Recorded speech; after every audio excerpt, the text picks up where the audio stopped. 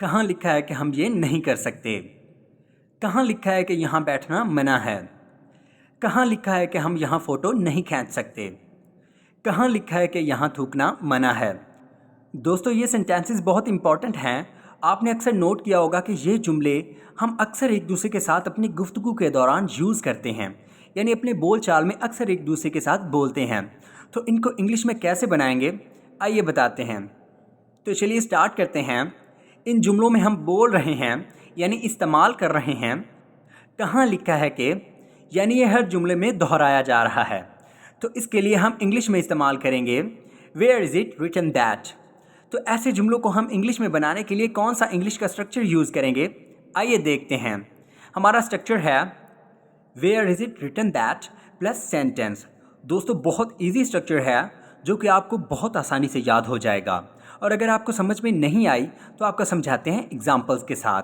हमारी पहली एग्जाम्पल है कहाँ लिखा है कि हम ये नहीं कर सकते। Where is it written that we can't do it. Where is it written that we can't do it. हमने बिल्कुल स्ट्रक्चर को फॉलो किया। तो और अच्छी तरह समझने के लिए लेते हैं एक और एग्जाम्पल। हमारी नेक्स्ट एग्जाम्पल है कहाँ लिखा है कि यहाँ बैठना मना है। Where is it written that sitting is forbidden here. Where is it written that sitting is forbidden here. दोस्तों, हमारी वीडियो को लाइक और शेयर ज़रूर किया करें ताकि हम और ऐसी बेनिफिशियल वीडियोज़ आपके लिए लेके आएँ। तो चलते हैं हम अपनी नेक्स्ट एग्जाम्पल की तरफ। हमारी नेक्स्ट एग्जाम्पल है कहाँ लिखा है कि हम यहाँ फ़ोटो नहीं खींच सकते। Where is it written that we can't take picture here. Where is it written that we can't take picture here. तो और अच्छी तरह समझने के लिए चलते हैं हम अपनी अगली मिसाल की तरफ। हमारी नेक्स्ट एग्जाम्पल है कहाँ लिखा है कि यहाँ थूकना मना है। Where is it written that spitting is forbidden here. Where is it written that spitting is forbidden here. और आखिर में ये सेंटेंस है आपके लिए, कहाँ लिखा है कि हम यहाँ पार्क नहीं कर सकते। दोस्तों, इसको बनाकर कमेंट बॉक्स में ज़रूर लिखेगा ताकि हमें आइडिया हो कि आपको ये वीडियो समझ में आई है। तो चलते हैं हम अपने अगले स्ट्रक्चर की तरफ। हमारा नेक्स्ट स्ट्रक्चर है मैं आपके बारे में जानना चाहूँगा। मैं एक बार आपसे मिलना चाहूँगा। मैं वहाँ जाना चाहूँगा। मैं यहाँ रुकना चाहूँगा। दोस्तों, ये सेंटेंसेस बहुत इंपॉर्टेंट हैं और अगर आप इसको अच्छी तरह सीखना चाहते हैं तो इस वीडियो को एंड तक ज़रूर देखिएगा। आई मीन स्किप मत कीजिएगा। तो चलिए स्टार्ट करते हैं। इन जुमलों में हम बोल रहे हैं यानी यूज़ कर रहे हैं चाहूँगा, यानी ये हर जुमले में रिपीट हो रहा है। तो इसके लिए हम इंग्लिश में इस्तेमाल करेंगे वुड लाइक। तो इन जुमलों को इंग्लिश में बनाने के लिए हम कौन सा इंग्लिश का स्ट्रक्चर यूज़ करेंगे, आइए बताते हैं। हमारा स्ट्रक्चर है subject plus would like plus two plus V1 यानी first form of verb plus other words. दोस्तों, इजी स्ट्रक्चर है। तो उम्मीद करता हूँ कि आपको ये स्ट्रक्चर समझ में आ गया होगा और अगर नहीं आया तो आपको समझाते हैं एग्जाम्पल्स के साथ। हमारी पहली मिसाल है मैं आपके बारे में जानना चाहूँगा। I would like to know about you. I would like to know about you. हमने बिल्कुल स्ट्रक्चर को स्टेप बाय स्टेप फॉलो किया। तो और अच्छी तरह समझने के लिए लेते हैं एक और एग्जाम्पल। हमारी नेक्स्ट एग्जाम्पल है मैं एक बार आपसे मिलना चाहूँगा। I would like to meet you once. I would like to meet you once. तो और अच्छी तरह समझने के लिए चलते हैं हम अपनी नेक्स्ट एग्जाम्पल की तरफ। हमारी नेक्स्ट एग्जाम्पल है मैं वहाँ जाना चाहूँगा। I would like to go there. I would like to go there. So let's take one more example for better understanding. अच्छी तरह समझने के लिए एक और मिसाल लेते हैं। हमारी नेक्स्ट एग्जाम्पल है मैं यहाँ रुकना चाहूँगा। I would like to stay here. I would like to stay here. So this sentence is for you to translate. मैं आपसे बात करना चाहूँगा। इसको बनाकर कमेंट बॉक्स में ज़रूर लिखेगा ताकि हमें आइडिया हो कि आपको ये स्ट्रक्चर समझ में आया है। तो चलते हैं हम अपने नेक्स्ट स्ट्रक्चर की तरफ।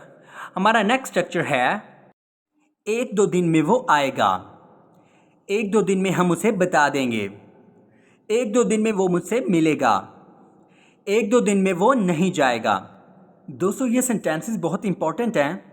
आपने ऑब्जर्व किया होगा कि ये सेंटेंसेस हम अपनी डेली लाइफ में एक दूसरे के साथ बोलते भी हैं और सुनते भी हैं। तो इनको इंग्लिश में हम कैसे बनाएंगे, आइए इस वीडियो में आपको बताते हैं। तो चलिए स्टार्ट करते हैं। इन जुमलों में हम बोल रहे हैं यानी इस्तेमाल कर रहे हैं एक दो दिन में, यानी ये जुमलों में बार बार दोहराया जा रहा है यानी रिपीट हो रहा है। तो इसके लिए हम इंग्लिश में इस्तेमाल करेंगे इन अ कपल ऑफ डेज। तो ऐसे जुमलों को इंग्लिश में बनाने के लिए हम कौन सा स्ट्रक्चर यूज़ करेंगे, आइए देखते हैं। हमारा स्ट्रक्चर है sentence plus in a couple of days.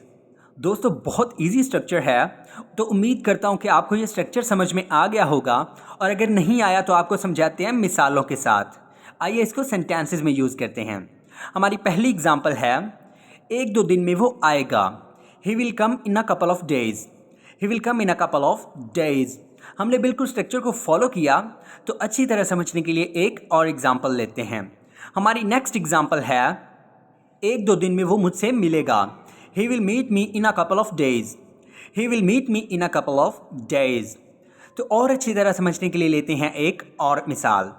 हमारी अगली एग्जांपल है, 1-2 दिन में हम उसे बता देंगे। We will tell him in a couple of days. We will tell him in a couple of days. तो और अच्छी तरह समझने के लिए लेते हैं एक और एग्जांपल। हमारी नेक्स्ट एग्जांपल है, 1-2 दिन में वो नहीं जाएगा। He will not go in a couple of days. He will not go in a couple of days. So let's take one more example for better understanding. एक और मिसाल लेते हैं अच्छी तरह समझने के लिए। हमारी नेक्स्ट एग्जांपल है, 1-2 दिन में मैं आपको बता दूंगा। I will tell you in a couple of days. I will tell you in a couple of days. तो दोस्तों आखिर में ये सेंटेंस है आपके लिए, 1-2 दिन में मैं आपको कॉल करूंगा।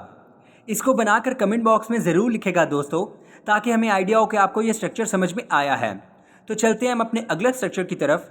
हमारा नेक्स्ट स्ट्रक्चर है, वहीं के वहीं उसे बता देना।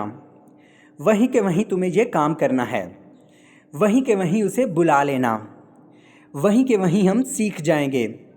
दोस्तों अगर आप भी इन जुमलों को इंग्लिश में सीखना चाहते हैं तो वीडियो को एंड तक ज़रूर देखिएगा, स्किप मत कीजिएगा। तो चलिए स्टार्ट करते हैं। इन जुमलों में हम बोल रहे हैं यानी यूज़ कर रहे हैं वहीं के वहीं, यानी ये हर जुमले में रिपीट हो रहा है, यानी ये हर जुमले में मुश्तरिक है। तो इसके लिए हम इंग्लिश में इस्तेमाल करेंगे राइट देयर। तो ऐसे जुमलों को हम इंग्लिश में बनाने के लिए कौन सा स्ट्रक्चर यूज़ करेंगे, आइए उस पर नज़र डालते हैं। हमारा स्ट्रक्चर है सेंटेंस प्लस राइट देयर। दोस्तों वेरी इजी स्ट्रक्चर। तो उम्मीद करता हूँ कि आपको ये स्ट्रक्चर समझ में आ गया होगा, और अगर नहीं आया तो आपको समझाते हैं एग्जाम्पल्स के साथ। हमारी पहली मिसाल है, वहीं के वहीं उसे बता देना। Tell him right there. Tell him right there. हमने बिल्कुल स्ट्रक्चर को स्टेप बाय स्टेप फॉलो किया, तो और अच्छी तरह समझने के लिए लेते हैं एक और एग्जांपल। हमारी नेक्स्ट एग्जांपल है, वहीं के वहीं तुम्हें ये काम करना है। You have to do this work right there. You have to do this work right there. तो और अच्छी तरह समझने के लिए लेते हैं हम एक और एग्जांपल। हमारी नेक्स्ट एग्जांपल है, वहीं के वहीं उसे बुला लेना। Call him right there. Call him right there. So let's take one more example for better understanding. अच्छी तरह समझने के लिए लेते हैं एक और एग्जाम्पल। हमारी नेक्स्ट एग्जाम्पल है, वहीं के वहीं हम सीख जाएंगे। We will learn right there. We will learn right there. तो चलते हैं हम अपनी अगली मिसाल की तरफ अच्छी तरह समझने के लिए। हमारी अगली मिसाल है, वहीं के वहीं हम सब संभाल लेंगे। We will manage everything right there. We will manage everything right there. So this sentence is for you to translate. वहीं के वहीं उसे मत बताना। दोस्तों इसको बनाकर कमेंट बॉक्स में ज़रूर लिखेगा, ताकि हमें आइडिया हो कि आपको ये वीडियो समझ में आई है। तो दोस्तों मज़ीद इंग्लिश सीखने के लिए हमारे चैनल को सब्सक्राइब करके बेल आइकन को ज़रूर प्रेस कीजिएगा, ताकि हमारी हर वीडियो को नोटिफिकेशन आपको मिलता रहे। तो मिलते हैं नेक्स्ट वीडियो में। अपना ख्याल रखिएगा। अल्लाह हाफिज़।